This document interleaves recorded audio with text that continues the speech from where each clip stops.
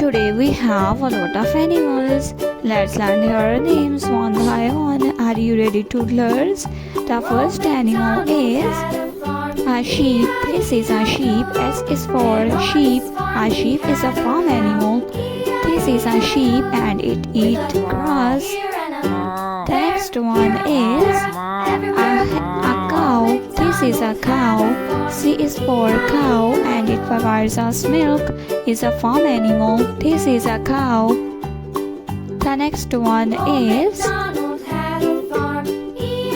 lion. A lion is the king of forest and it's a predatory animal. This is a lion king. This is a leopard. This is a leopard. L is for leopard. Is the world's fastest animal. This is a hen. H is for hen. This is a hen. A hen is a farm animal. This is elephant. E is for elephant. Elephant is a wild animal. This is elephant. The next one is a panda. This is a panda. P is for panda.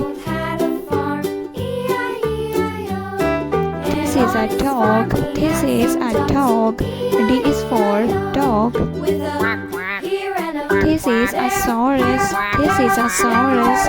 S is for saurus.